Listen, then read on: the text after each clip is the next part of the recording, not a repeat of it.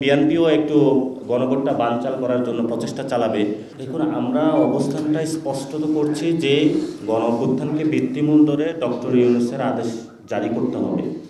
এটা হলো আমাদের প্রাইম কনসার্ন। কারণ পিপলের সামনে সেই ড্রাফটটা উপস্থাপন করতে হবে, তাহলে আমরা সাইন করে দেব, তাহলে একটা পর্যায়ে এটা চলে যাবে। তারপরে সেকেন্ড স্টেপটা আসে তখন গণভোট।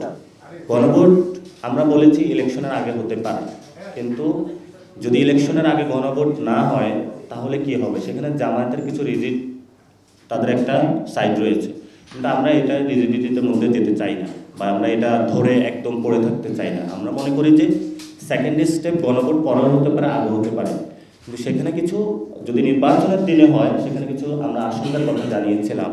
কারণ বাংলাদেশের যে এন্টায়ার ইলেকশনের যে সিস্টেমটা, এটা কিন্তু নিউট্রাল নয়, এটার মধ্যে দিয়ে একটি সুষ্ঠু ভোট হওয়ার পসিবিলিটিস নেই। সেখানে যারা 300 আসনের ইলেকশন করে, যে প্রার্থীগুলো থাকে অধিকাংশ হলো গডফাদার, এবং এই গডফাদাররা তাদের গ্রেনেড ককটেল নিয়ে সবসময় হলো ভোট কেন্দ্রগুলো অস্থিতিশীল করার জন্য চেষ্টা চালিয়ে থাকে।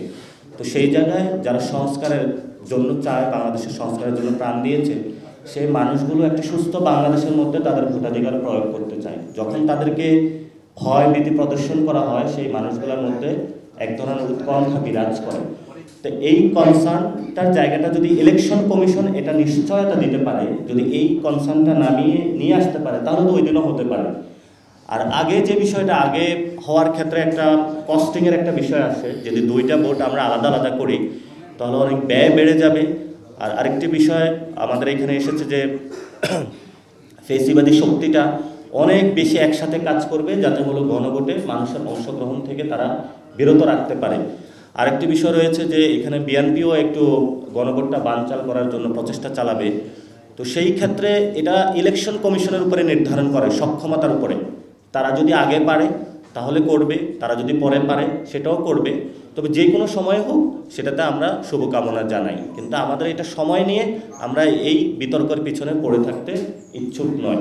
আপনি আগে করেন পরে করেন, দুটাতেই তো ইলেকশন কমিশনের আপনার টেস্টিংয়ের মধ্য দিয়ে যেতে হবে। এবং এই গুন্ডাতন্ত্র, মাস্তানি, ভোট কেন্দ্রের এই ধরনের যে পরিস্থিতি, সেটা থেকে আমাদের মুক্তির একমাত্র উপায় হলো গণভোটটা সুষ্ঠুভাবে। আমরা ফোকাস করতেছি যাতে গণভোটটা সুষ্ঠু প্রক্রিয়ায় হয়, কিন্তু বিএনপি এবং জামায়াত এই কথাটা বলছে না যে গণভোটটা যাতে সুষ্ঠু প্রক্রিয়ায় হয়। আমাদের দাবিটা হলো গণভোট যাতে আগে হোক বা পরে হোক, সুষ্ঠু প্রক্রিয়ায় গণভোট হতে হবে। কারণ জনগণের যে ভোটিং পাওয়ার, সেটার মধ্য দিয়ে এটাকে আমরা আরও শক্তিশালী করতে চাই। আর আমরা এটাতে প্রস্তাবনা যেটা একের খসড়া যেটা বলা হয়েছে, সেটা আমরা বলেছি যে এটা বিল আকারে উপস্থাপন করতে হবে, প্রস্তাবনা আকারে নয়। কারণ বিল আকারে উপস্থাপনা করলে অনেক শক্তিশালী হবে, এবং প্রস্তাবনা আকারে করলে এটা পরবর্তীতে আবার এই ড্রাফটিংয়ে প্রবলেম হবে। এই জন্য আগে ড্রাফটিং বিল সব কিছু আগে হয়ে যাক, তারা আমরা সাইন করে দিব, এটাতে আমাদের কোনো সমস্যা নেই।